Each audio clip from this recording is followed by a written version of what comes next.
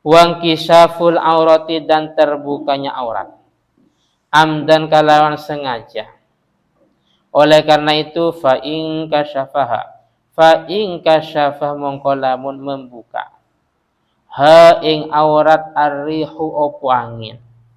Kemudian fasataroh mongko menutupi sapa wong. Fasataroh mongko menutupi sapa wong. Ha ing aurat fil hali ing dalam. Secara langsung lam tabatul mongko tidak batal sholatuhu opo sholati wong. Wa taghyirun niyah 1 2 3 4. Yang keenam wa taghyirun niyah dan merubah niat. Contoh ka'an yanwiyal khurujah minas shalah. Ka'an yanwiyah kaya yen to niat sapa wong al khuruja ing metu minas sholati saking salat. Wastidbarul kiblatih dan membelakangi kiblat. Contoh ka'an yaj'alaha khalfaz zuhri. Ka'an yaj'ala kaya yen to menjadikan sapa wong ha ing kiblat khalfaz zuhrihi ing dalam belakangnya punggungnya wong. Ing belakangnya punggungnya wong. Selanjutnya wal akluh dan makan. Wal akluh dan makan, wasyurbu dan minum. Kasiron itu banyak. Kasiron itu banyak karena ono al-makulu. Opo perkara yang dimakan wal masyrubu dan perkara yang diminum. Au golilan atau itu sedikit. Illa an yakuna kecuali yang ta'onu as-syakhsu sopo seseorang. Fi hadhihi surati ing dalam iki contoh. Fi hadhihi surati ing dalam iki contoh jahilan. Itu tidak ngerti. Jahilan itu tidak ngerti tahrima dzalika ing diharamkannya mungkono-mungkono makan dan minum atau al-aklu wasyurbu. Tahrima dzalika ing diharamkannya mengkono-mengkono makan dan minum atau al-aklu wasyurbu. Selanjutnya wal qahqahah dan ketawa. Qahqahah ini bukan cuma sekedar ketawa tapi apa? Terbahak-bahak.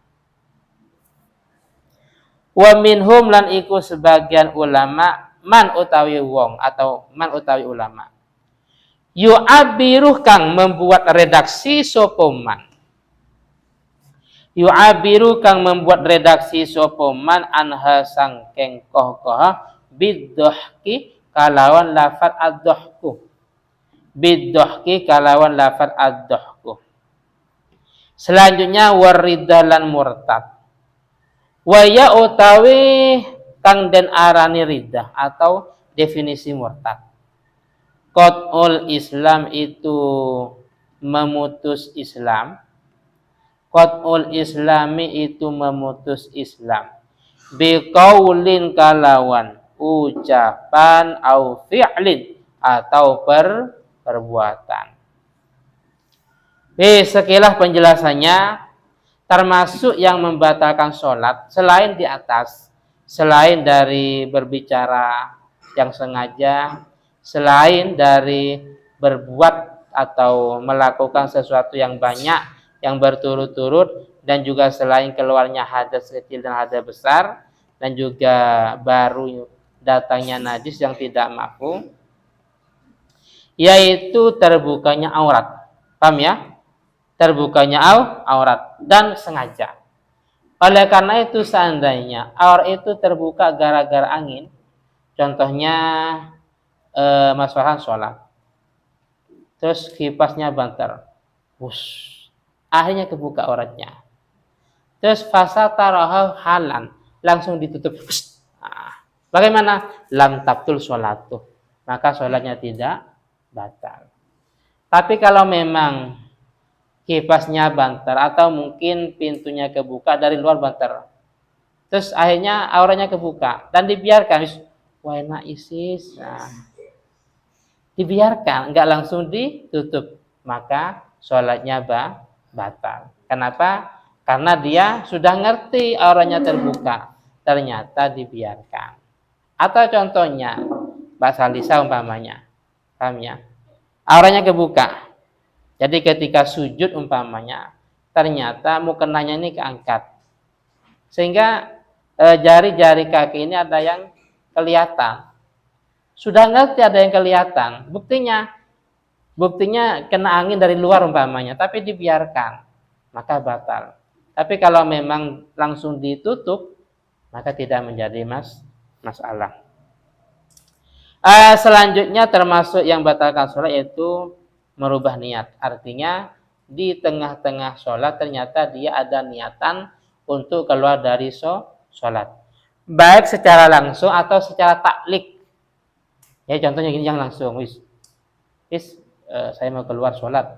Saya mau keluar dari sholat. Atau saya mau membatalkan sholat. Langsung. Seketika itu langsung batal. Atau seperti ini yang taklik. Oh iya, saya punya janjian. Sebentar lagi kalau tamunya datang, saya mau langsung membatalkan sholat. Atau sebentar lagi kalau tamunya datang, saya langsung keluar dari sholat. Ternyata tamunya datang. Maka dengan bimaji'id duyufa, dengan datangnya tamu, maka otomatis sholatnya batal. Itu namanya taklik. Atau gini contohnya, Mbak Alifah ini sedang menjemur pakaian. Mendung ya. Kalau memang hujan, saya mau membatalkan sholat. Ternyata hujan. Dengan binuzulil mator, dengan turunnya hujan, otomatis sholatnya batal. Itu namanya membatalkan sholat dengan cara taklik. Selanjutnya termasuk yang membatalkan sholat yaitu membelakangi kiblat. Apa contohnya? Contohnya ternyata dia menghadap ke arah timur. Baik dengan seperti ini, makanya ketika kita anggaplah jadi takmir umpamanya, Mas Haikal jadi takmir. Kalau memang itu masjid tidak menjadi masalah, seperti Masjid Bauddin. Nah, tapi kalau musola, maka yang di bagian luar, kadang-kadang bagian luarnya, di kanan kiri kan ada kadang. Itu diusahakan di bagian depan itu ada pintu. Kenapa? Kalau itu musola, ternyata ada jemaah yang sholat di bagian kanan atau kiri, umpamanya. Jadi selain bangunan yang bagian dalam ini, ada yang sholat di bagian luar, kanan atau kiri. Ternyata di bagian depan ini tidak ada pintu umpamanya. Maka jemaah yang sholat di bagian kanan dan kiri ini ya enggak sah. Kenapa? Karena seandainya yang sholat di bagian luar ini, kanan dan kiri menuju pada imam, otomatis dia harus membelakangi kiblat. Bedanya kalau memang di bagian depan ada pintunya. Paham ya? Jadi kalau memang itu musola, langgar atau sejenisnya, maka habis contoh. Ini di sebelah ini musola. Ini bagian luar umpamanya. Maka di sini ini harus ada pintunya. Kenapa? Kalau tidak ada pintunya, maka orang-orang yang sholat di sini bisa menuju imam, tapi dengan cara membelakangi arah kiblat. Paham ya? Kalau masjid tidak menjadi masalah, walaupun di bagian depan ini tidak ada pintunya. Kalau masjid. Tapi kalau bukan masjid, maka akan bermasalah. Musola bagus, ternyata tertutup karena AC umpamanya. Karena AC. Maka ya seperti ini. Diusahakan di bagian depan harus ada pintunya. Selanjutnya termasuk yang batalkan sholat itu makan dan minum, entah dia banyak atau sedikit. Contohnya apa? Contohnya, jadi pada waktu puji-pujian, sambil nunggu iqomah, sambil makan permen, minum es umpamanya. Ketika qomat ternyata tidak sempat kumur, sehingga masih ada bekas, baik bekas rasa dari makanan tersebut atau minuman. Ternyata di tengah-tengah sholat langsung dia kan masih ada bekasnya. Otomatis ketika dia kunyah umpamanya, berarti itu contoh daripada gambaran makan dan minum. Bukan berarti makan minum itu langsung sambil ngambil makanan. Enggak. Jadi masih ada sisa makanan minuman mulai tadi sebelum sholat. Jadi tasawurnya atau gambarannya bukan berarti sambil ngambil makanan, sambil ngambil minuman. Bukan seperti itu. Wes, kecuali kalau memang orang tersebut tidak ngerti bahwa itu termasuk dilarang. Paham ya? Makan minum ini dia nggak ngerti. Cuman kalau seperti fi zamanina hadza, zaman kita seperti sekarang ini sulit. Kenapa? Karena dia nggak ngerti, bukan nggak ngerti karena jauh dari ulama, karena tidak mau tanya. Jadi keharamannya karena tidak mau tanya. Paham ya? Wis di kanan kiri kita semuanya ustadz, semuanya anak pondok. Bedanya sebentar dulu. Nggak ngerti karena memang jauh dari ulama, tidak ada alat komunikasi, atau tidak ngertinya karena baru masuk Islam. Nah sekarang musola banyak, ustadz banyak, tapi tidak mau tanya. Disitulah ketidakbolehannya. Wis, yang selanjutnya termasuk yang batalkan sholat itu ketawa. Paham ya? Ketawa. Kalau senyumnya nggak apa-apa, senyum. Jadi Lisa sholat sambil senyum, nggak apa-apa. Tapi jangan dibuat main-main. Senyum enggak, itu enggak boleh. Itu namanya tala'ub, paham ya? Sambil senyum, terus enggak. Senyum entah, kenapa kok senyumnya? Karena memang di depan itu mungkin ada kaca. Jadi, sholat sambil lihat kaca. Tapi kalau sampai ketawa, maka termasuk membatalkan sholat. Yang terakhir, yang membatalkan sholat yaitu murtad. Baik dengan ucapan maupun perbuatan. Jadi ucapan, jadi pada waktu sholat dia sempat mengatakan hal-hal yang menyebabkan murtad, seperti menyekutukan Allah Ta'ala umpamanya ya. Atau mungkin secara fi'lun ini juga sulit digambarkan.